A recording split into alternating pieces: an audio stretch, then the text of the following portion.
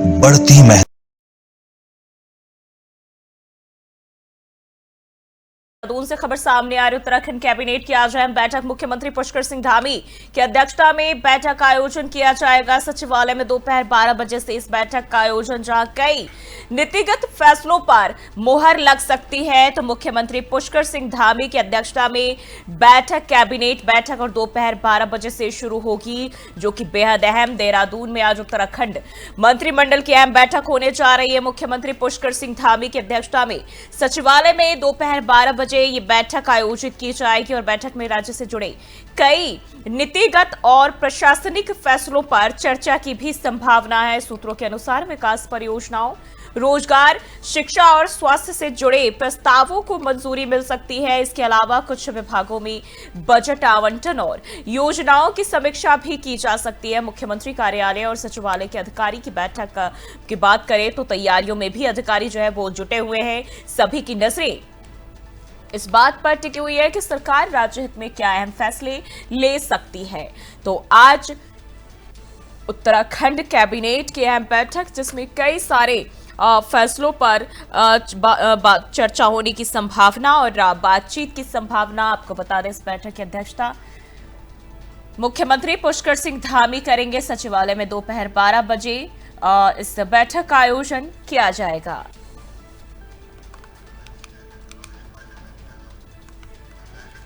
तो उत्तराखंड कैबिनेट की अहम बैठक मुख्यमंत्री पुष्कर सिंह धामी की अध्यक्षता में अहम बैठक होने जा रही है। बताया जा रहा है विकास परियोजनाओं, रोजगार, शिक्षा और स्वास्थ्य से जुड़े कई सारे फैसलों को मंजूरी इस बैठक के जरिए मिल सकती है। इसके अलावा कुछ विभागों में बजट आवंटन और योजनाओं की समीक्षा भी की जा सकती है। मुख्यमंत्री कार्यालय और सचिवालय के अधिकारी बैठक की तैयारियों में जुटे हुए हैं और सभी हर किसी को इस बात का इंतजार है कि सरकार की तरफ से क्या फैसले लिए जा सकते हैं। तो ये खबर आपको बता दें, उत्तराखंड कैबिनेट की अहम बैठक होने जा रही है। 12 बजे का वक्त बताया जा रहा है, जब मुख्यमंत्री पुष्कर सिंह धामी कैबिनेट बैठक की अध्यक्षता करेंगे।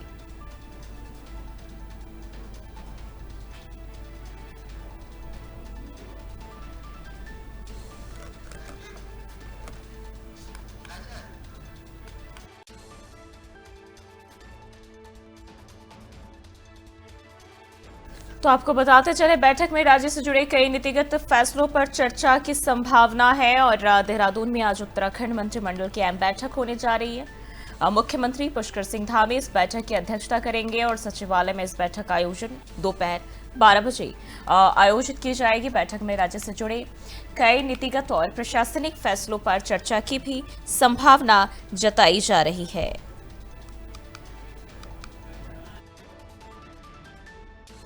ये आपको बताते चले,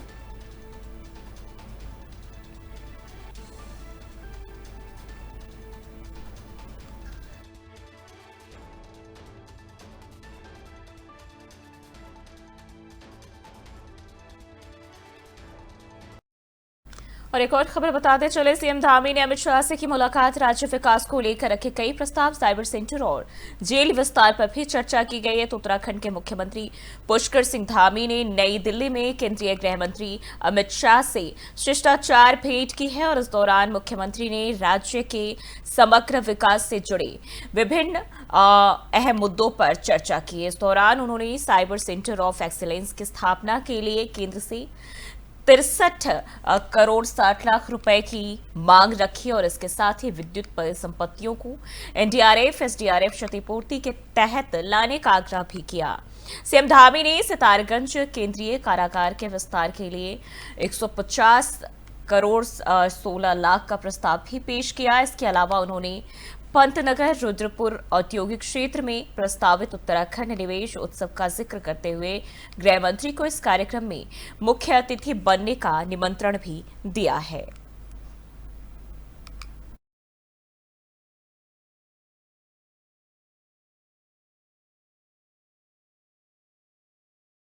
देहरादून से खबर सामने आ रही, जहां जिलाधिकारी का निर्देश जारी, पेयजल शिकायतों का डे टू डे जारी रखे निस्तारण। डीएम देहरादून ने पेयजल व्यवस्था पर दिखाई सख्ती।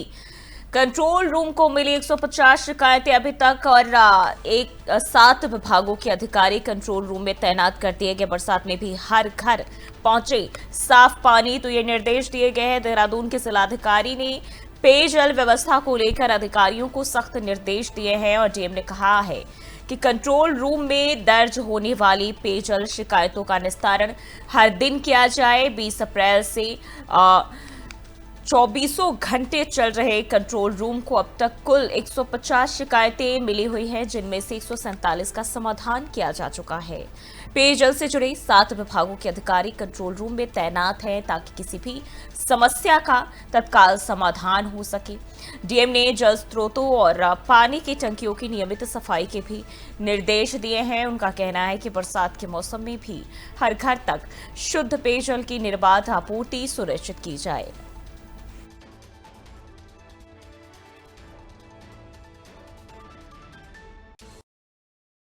और उत्तराखंड की केदारनाथ यात्रा इन दिनों पूरे चरम पर है और बाबा केदारनाथ के दर्शन के लिए श्रद्धालुओं की भारी भीड़ उमड़ रही है।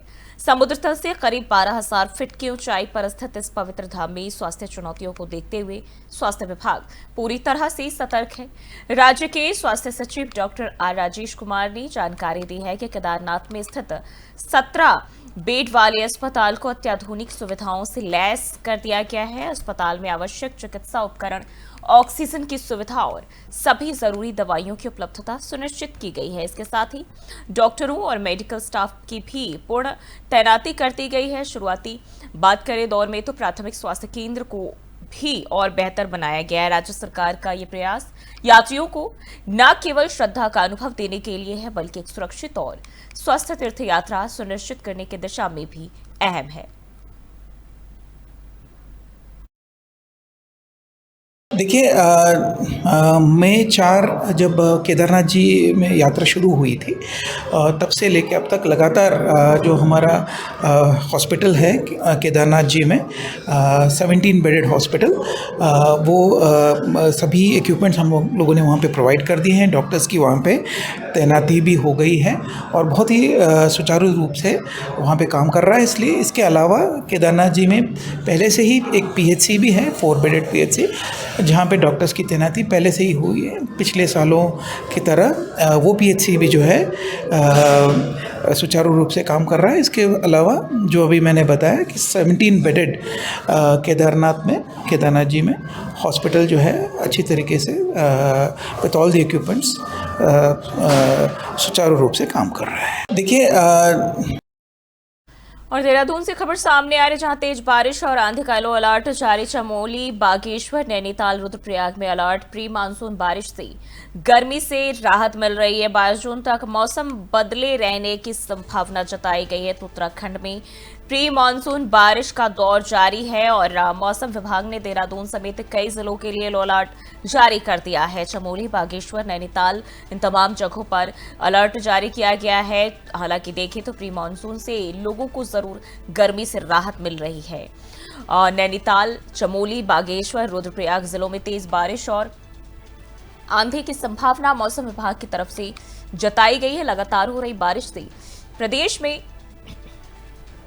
तापमान में गिरावट आई है और लोगों को गर्मी से राहत मिली है। मौसम विभाग का अनुमान है कि 22 जून तक मौसम ऐसा ही बना रहेगा। प्रशासन ने संबंधित जिलों में सतर्कता बरतने के निर्देश भी दिए हैं। पर्वतीय इलाकों में यात्रा करने वालों को विशेष सावधानी बरतने की भी सलाह दी गई है। मौसम में ये बदलाव आगामी मानसून सीजन की तैयारियों के लिहाज से भी बेहद अहम माना जा रहा है।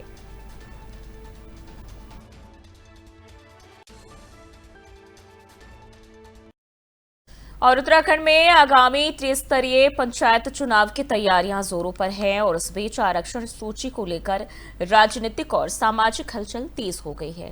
जिला पंचायत, क्षेत्र पंचायत और ग्राम पंचायत के लिए अंतिम आरक्षण सूची जारी की जा चुकी है, जिसके बाद विभिन्न स्तरों पर आपत्तियां दर्ज कराई जा रही है और इसको लेकर प्रदेश के कैबिनेट मंत्री सुबोध उनियाल ने बयान दिया है। उन्होंने कहा कि आरक्षण सूची रोस्टर के अनुसार बनाई जाती है और यह किसी व्यक्ति विशेष के अधिकार क्षेत्र में नहीं है। सुप्रीम कोर्ट की गाइडलाइन के अनुसार आरक्षण की सीमा 50% तक होनी चाहिए और राज्य सरकार उसी के अनुरूप प्रक्रिया का पालन भी कर रही है। मंत्री ने यह भी कहा कि जो लोग आपत्ति दर्ज कर रहे हैं वे लंबे समय से चुनावी तैयारियों में जुटे हुए हैं और अब अपने हक को लेकर सक्रिय हो रहे हैं, जो कि स्वाभाविक प्रक्रिया है। देखिए, निश्चित रूप से आपत्ति में आएंगी। हर आदमी बेचारा अपने भविष्य को देखते हुए तैयारियां करता है, लेकिन एक जब कोई रोस्टर बन जाता है और उसमें रोस्टर के हिसाब से जब आरक्षण दिया जाता है तो निश्चित रूप से कई लोगों की आशाएं भी टूटती भी हैं और उसके बाद वो लोग आपत्ति करते हैं। आपत्तियां क्योंकि इसमें मुझे लगता नहीं किसी के हाथ में कुछ है, क्योंकि आरोही क्रम में सबसे ज्यादा अनुसूचित जाति जहां पर होगी उस जिले में, उस ब्लॉक में सबसे पहले वो आरक्षित होगा। अगर 10 सीटें अनुसूचित जाति को जानी है तो सबसे ज्यादा पॉपुलेशन वाली 10 सीटें वो आरक्षित हो जाएंगी। उसके बाद अगर उन 10 सीटों में भी 5 सीटें महिलाएं होंगी तो पहली 5 सीटें महिलाएं हो जाएंगी। उसी तरह शेड्यूल ट्राइब्स में है, जिनमें ज्यादा संख्या होगी वो जितना परसेंटेज है उसके हिसाब से वो आरक्षित हो जाएंगी। उनमें भी आधा सीटें जो पहली वाली है उनमें महिला आरक्षण हो जाएगा। इसी तरह ओबीसी में ओबीसी की जनसंख्या के आधार पर आरक्षण दिया जाएगा, लेकिन क्योंकि एससी और एसटी का आरक्षण संवैधानिक आरक्षण है तो वो तो देना ही देना आपको है। और जिस तरह वर्मा कमीशन ने कहा है कि जितनी ओबीसी की जनसंख्या हो उसके आधार पर उन्हें आरक्षण दिया जाए। मसलन अगर टिहरी जिले में 10% ओबीसी है तो उनको 10% ही आरक्षण दिया जाएगा। अगर हरिद्वार में 20% ओबीसी है तो 20% आरक्षण उन्हें दिया जाएगा। लेकिन उत्तरकाशी में अगर 70% ओबीसी है, लेकिन उत्तरकाशी क्योंकि उसमें 18% अनुसूचित जाति का और 4% एसटी का ये संवैधानिक व्यवस्था है आरक्षण की, तो 22% तो ये देना ही देना है। तो अवशेष जो 28% है वही ओबीसी को दिया जाएगा, क्योंकि 50 से ज्यादा सुप्रीम कोर्ट के आदेश है, 50 से ज्यादा आप आरक्षण नहीं दे सकते। तो उसका एक रोस्टर है, क्राइटेरिया है। मैंने उसको मैं नहीं समझता कि कोई व्यक्ति वायलेट करेगा और उसके हिसाब से जो है आरक्षण का रोस्टर बनता है।